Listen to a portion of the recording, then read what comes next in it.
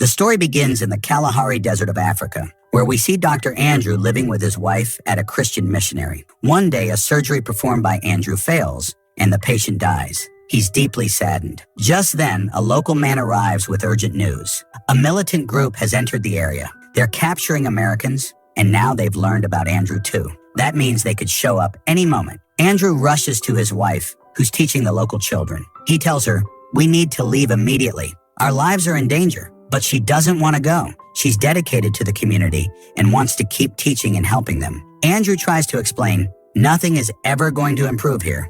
Eventually, they say goodbye to the people there and leave for the airport. When they arrive, they find a small plane ready to take off. Andrew approaches the pilot and requests a ride out of there. But the pilot refuses, saying the plane is already overloaded. Andrew offers him more money. The pilot finally agrees, but with one condition: you can't bring your luggage. It will be sent later. Andrew accepts. However, they still haven't received clearance for takeoff. So the pilot bribes a local officer. After that, they finally get approval. There are 7 passengers in total. One of them is Andrew's friend, who had come to drop him off and is now also on board. The plan is to reach a larger airport where they can catch a flight back to their home country. As the plane flies over the desert, it starts shaking. Everyone begins to panic. The pilot tries to calm them, saying it's normal. But suddenly, the engine catches fire, and the plane starts dropping rapidly. Within moments, the plane crashes into the desert. One woman dies in the crash, and her husband is shattered with grief.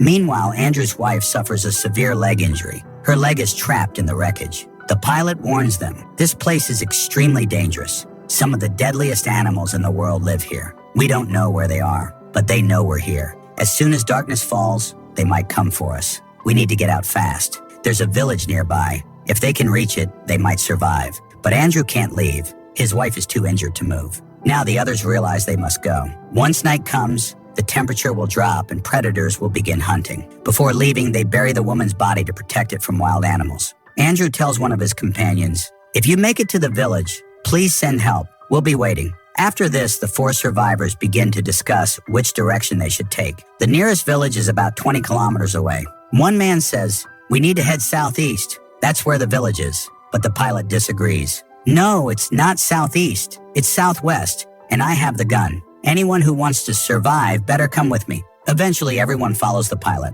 Now they begin their long trek through the dangerous desert, hoping to reach the village. Hours pass, but there's no sign of civilization. They're exhausted, and the heat is unbearable. They're desperate for water. The pilot has a small bottle of water. They all share it, trying to make it last. Ahead of them, a large rock formation appears. The pilot believes that if they climb it, they'll finally see the village on the other side. They manage to climb it with great effort, but when they look beyond, there's nothing, just more endless desert. Going further would be suicide. The same man who had earlier insisted on heading southeast snaps. He grabs the gun from the pilot and says, "I told you we were going the wrong way. We should have gone southeast from the start. Now I'll go that way, with or without you." But the others disagree. "We should go back to the crash site. At least there we're safe. From there, we can try a different direction." The man with the gun walks away alone, toward the direction he believes is right. The rest of the group decides to return to the plane. Though weak and worn out, they somehow manage to reach the crash site again, but Andrew and his wife are nowhere to be found. All they see is blood. On the plane's surface, there are deep claw marks, the kind only a lion could make. They realize in horror the lion had attacked. Andrew and his wife are likely dead. Terror spreads through the group. The lion could come back any moment. They begin moving away quickly, trying to stay ahead of danger. Just then, Andrew reappears, alive and filled with rage. He tackles the pilot to the ground and shouts, "We're in this mess because of you. You're a greedy, selfish man. You overloaded the plane with your own cargo. That's why we crashed. Because of you, my wife is dead. You killed her." He lifts a rock, ready to kill the pilot, but one of the men fires a flare gun into the sky, stopping him. Then the truth comes out. The pilot had hidden illegal cargo in the plane, animal horns, bones, and parts. Items worth millions on the black market. He was involved in wildlife smuggling. Andrew, heartbroken and crushed, finds the remaining body parts of his wife and buries them with his own hands. With tears in his eyes, he says to one of the men, "I should have done more. I should have protected her." The man replies, You couldn't have stopped the lion. Her fate was written long before this crash. You can't keep blaming yourself. Now the sun starts to set quickly, and as darkness falls, wild animals begin to come out, and the roar of the lion can be heard. Then the pilot says, only 3 of us can survive because the cockpit of the plane is still okay, but it only has space for 3 people. There are a total of 4 people. They decide that whoever loses in a coin toss will have to stay outside the plane during the night. One boy loses the toss. They explain to him, you'll have to stay awake all night and keep the fire burning. As long as the fire's alive, no animal will attack you. But if the fire goes out, you could be attacked. Andrew, the pilot, and another man go inside the cockpit. Hours slowly pass. The pilot comes out and sees that the fire is about to go out and the boy has fallen asleep. The pilot wakes him up and says, don't let the fire die. If it goes out, the lion or some other animal will attack you because they know we're here. They are roaming nearby. The boy wakes up and makes the fire bigger again. Then the pilot goes back inside the cockpit. On the other side, we see another member of their group who had gone alone toward the village. He has a gun with him, but it's completely dark around him. He hears a lion's roar and fires several shots into the darkness, but it doesn't help. The sound of the gunshots reaches Andrew and the others inside the cabin. They realize the lion has probably killed their teammate. Meanwhile, the boy outside the plane falls asleep again, and the fire goes out. Now the desert lions come close to the plane and start circling around it. Andrew wants to go outside and save the boy, so he opens the cabin door, but because of that, one of the lions tries to enter the cabin. They somehow manage to shut the door just in time, but then they notice that there's a snake inside the cabin. It bites one of Andrew's teammates. Andrew is a doctor. He quickly ties the man's leg and makes a small cut where the snake bit him, so the poison doesn't spread in the body. He squeezes the wound, and some blood comes out, taking the poison with it.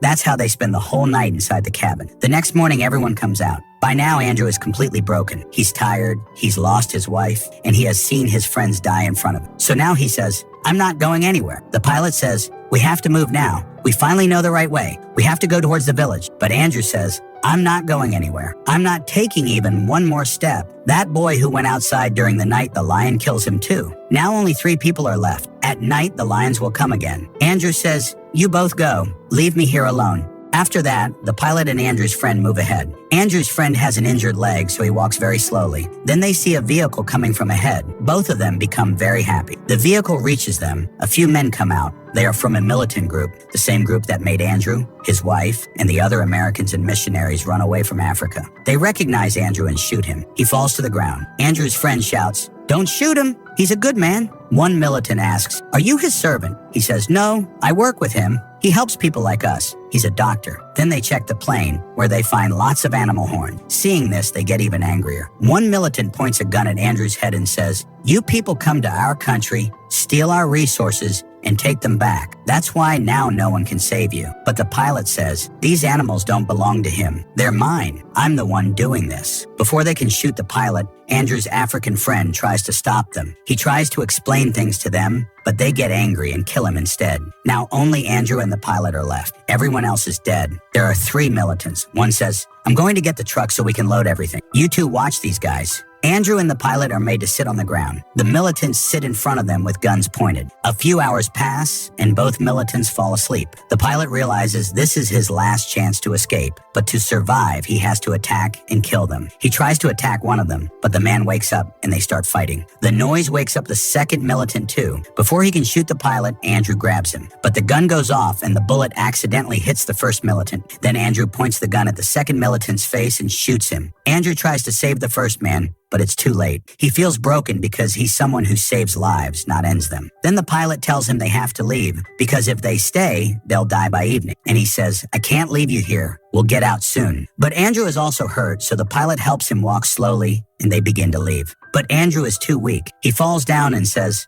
I can't go any further. The pilot says, you have to. Look, there's a rock ahead. I'll leave you there and go get help. He carries Andrew to the rock. While climbing, he slips and falls. But he doesn't give up. He lifts Andrew again and takes him to the top of the rock. From there, they can see the village is very close. If they had come this way earlier, everyone would have survived. But they had taken the wrong path. Now the lion is nearby, smelling their blood. But it can't see them yet. The pilot knows that until the lion gets its prey, it won't leave. So he decides to sacrifice himself to save Andrew. He rubs Andrew's blood on his own body and says, I'll go distract the lions. You go towards the village. He runs towards the lions. The lions kill him. Now Andrew starts walking slowly towards the village. He's very tired, and after a while, he falls down. Then hyenas appear. They want to eat him. Andrew gathers courage, stands up, and runs towards them to scare them away. But they don't get scared. Instead, they move closer. Just then, lightning strikes from the sky. The hyenas get scared and run away. Andrew falls down again, and it starts raining. He feels like his wife has come to take him. He sees a vision of her and passes out. After some time, the rain stops. 2 villagers come, find Andrew, and carry him to safety. This means Andrew survives, but everyone else has died.